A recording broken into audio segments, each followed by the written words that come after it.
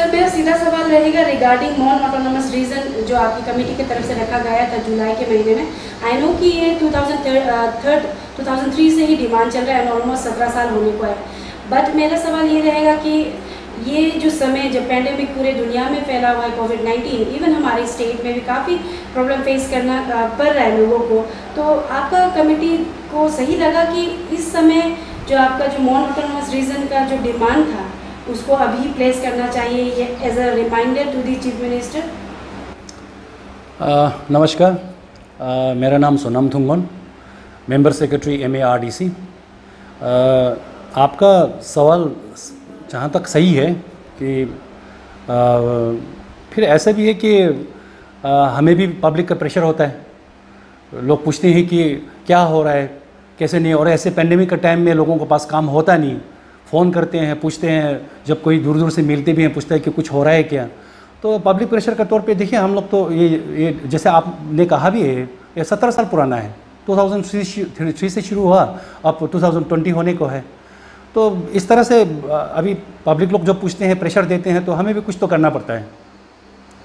तो सर फिर से वही रहेगा कि जैसे आपने कहा कि सवाल रखा जाता है पब्लिक की तरफ से, लेकिन पैंडेमिक के ही समय क्यों आप you could have your committee, आप बोल सकते थे कि अभी पैंडेमिक चल रहा है, लेट जो पैंडेमिक है नॉर्मलाइज होने के बाद में आप लोग रिमाइंडर देंगे चीफ मिनिस्टर को या फिर स्टेट गवर्नमेंट को।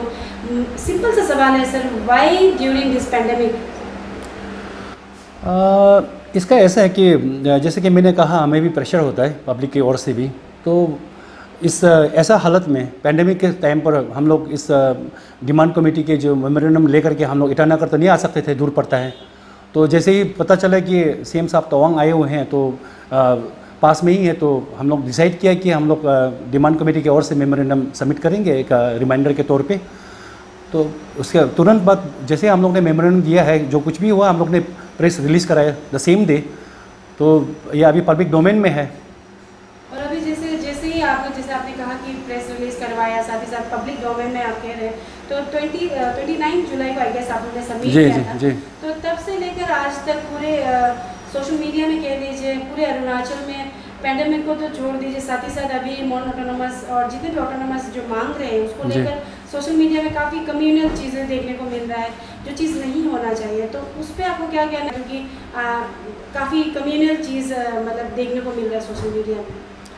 नहीं, हम लोग चाहते थे कि इस डिमांड जो हमारे जो नॉन ऑटोनोमस काउंसिल का जो डिमांड है, तो इसको हम लोग भी चाहते थे कि मतलब सारे लोग जाने, ट्रांसपेरेंसी रहे, इसके ऊपर में डिस्कशन हो, चर्चा हो, और ये पूरा कॉन्स्टिट्यूशनल है, तो 6 शेड्यूल के तहत ही हम लोग इसको डिमांड कर रहे हैं। तो आज जैसे कि हमारे CBOs का मीटिंग हुआ, वहाँ भी हम लोग को चर्चा हुआ है।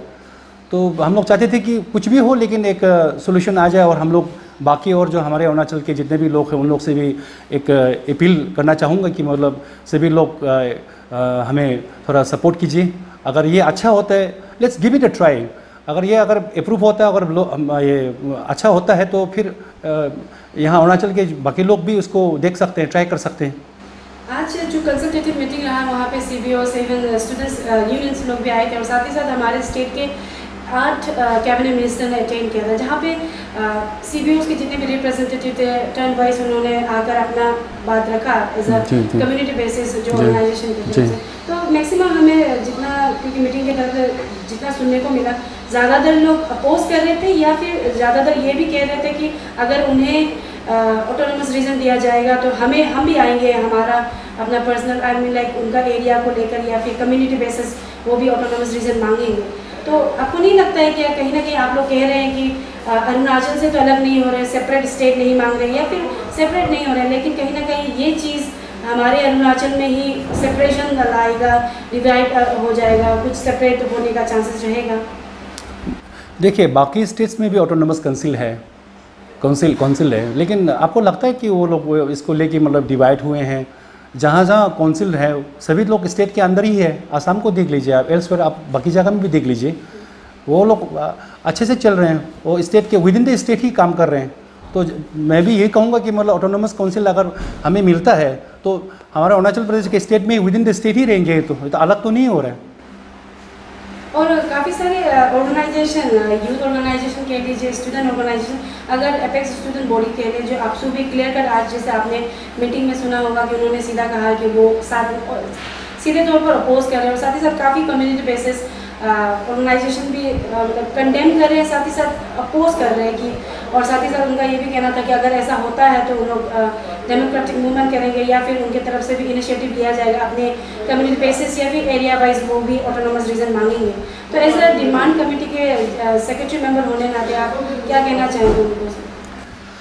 देखिए, इसमें जैसे कि मैंने पहले भी कहा है कि मतलब एक कोशिश हमें कर लेनी दीजिए। अगर अच्छा होता है तो सबका हक है इसमें।